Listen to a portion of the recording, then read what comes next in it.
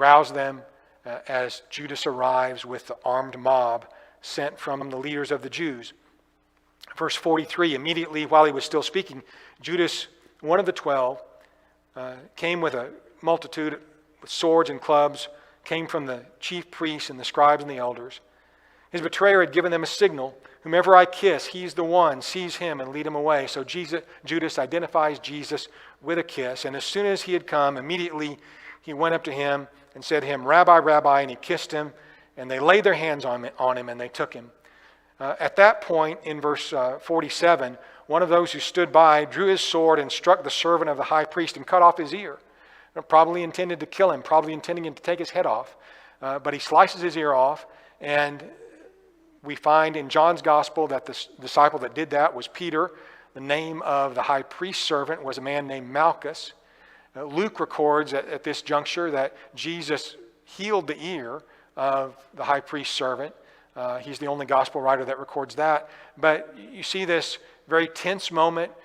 Peter's ready to fight these men. Probably wouldn't have lasted very long against such a mob. But Jesus is not willing for that to happen on this occasion. And so he says in verse 48, have you come out as against a robber with swords and clubs to take me? He says, I was daily with you in the temple teaching, and you did not seize me, but the scriptures must be fulfilled. So he notes, first of all, their cowardice and hypocrisy.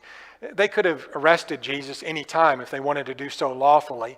But here they are in the dead of night, not with any witnesses around from the Jews in Jerusalem at least, here only with his disciples, and they come to arrest him really only because of their hatred of him, not because of any true crimes that he's committed. The scriptures, though, had to be fulfilled. All of this is happening in fulfillment of God's will and God's word. So at that point, indeed, they all forsake Jesus and flee. And it says in verse 51 that a certain young man followed him, having a linen cloth thrown around his naked body. And the young man laid hold of him, and he left the linen cloth and fled from them naked. This is an interesting little tidbit that's put in here. You can picture maybe a young man who'd gotten up in night and threw his blanket around him and kind of following along, seeing what was going on. And some of the other people in the mob want to grab him, lay hold of him at this point, and they get a hold of the cloth that's around him, and he runs out of it and runs out into the night.